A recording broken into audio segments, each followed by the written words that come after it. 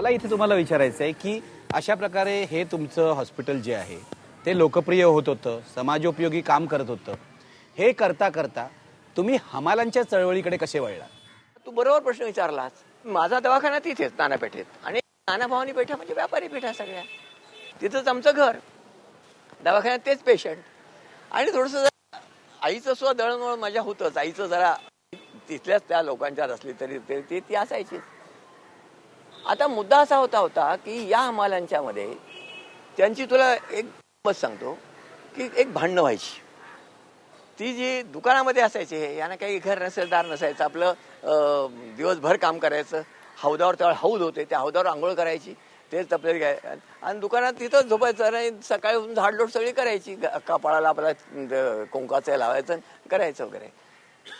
आता या हमालांची आणि म्युन्सिपल झाडूवाल्यांची भांडणं व्हायची. ती कारण असं होतं की हे दुकानातला कचरा काढून मेलेली घूस, उंदीर रस्त्यावर टाकून द्यायचे.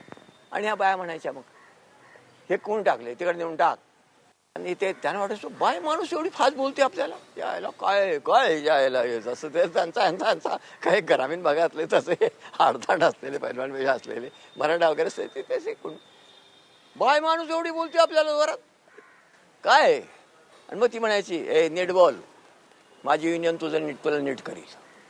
आणि मग त्याने युनियन नावाचा जो सेन्स आहे तो त्यांच्यावर निर्माण झाला. आणि मग ती युनियन आपली असावी हे त्यांचं गणित त्याने वाटायला लागलं. आणि त्याच्यानंतर मग ते जमायला लागले हळूहळू.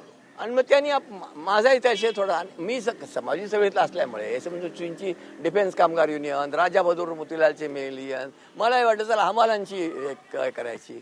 पण त्यात एक गंमत झाली, युनियन म्हणून नाव नको म्हणाले, पंचायत नाव ठेवा.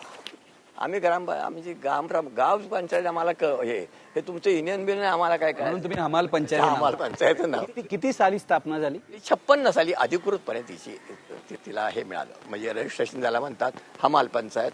तिला पुणे रजिस्ट्रेशन तिला मिळालं, ते तिचं काम सुरू झालं. आता हे जे सुरू झालं काम, तिथं त्याच्याशी त्याच्या अगोदर माझा संबंध कसा होता, साक्षरतेचे वर्ग मी चालवत होतो.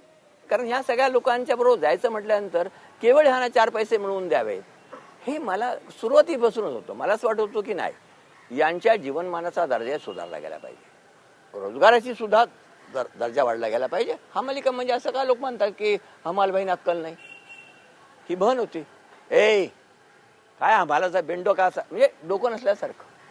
आणि ते हमालासारखे बोलायचे, काय बाबा रगाती थोरच येतं, वर चढतच नाही. तुला काय त्या साक्षरतेच्या प्रयोगात तुला गमत सांगितलं, तुला आश्चर्य वाटेल. साक्षरतेच्या वर्गात आम्ही असा एक प्रयत्न केला माल धक्क्यावर, जिथं दलित जास्त आहेत, बुद्ध दलित. त्यानं म्हटलं काय नाही, जयंती नुसती नाही साजरी करायची, आपण बाबासाहेब आंबेडकरांना नोटांचा हार नाही घालायचा, आपल्या सह्यांच्या कागदाचा हार घालायचा, बरं का. चल आतापासून तयार करून मग वर्षभर प्रयत्न करून 100 माणसाशी केली, 100चे तरी सह्या आम्ही करू असं ते केलं. आता तसंच तर अगदी नाही बाबा जमत नाही, काही थकलेले असायचे ना. बरं 10 मिनिटं 15 मिनिटाचाच वर्ग, जास्त नाही. तर मी पाहत होतो काय कसं ह्यांच्या डोक्यात ह्यांचा हे घालवावा.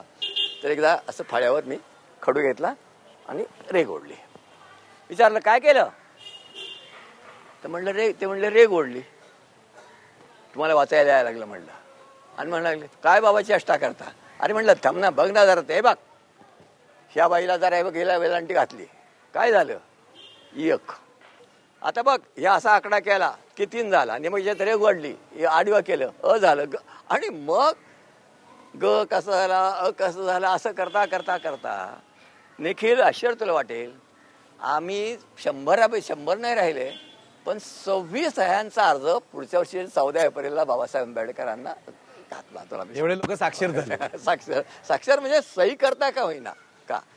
कारण पुढे काय झालं, माथाडी काय झाल्यानंतर जेव्हा बँक अकाउंटच सुरू झाले, बँका आम्हाला प्रवेशच देत नव्हत्या या हमालांना.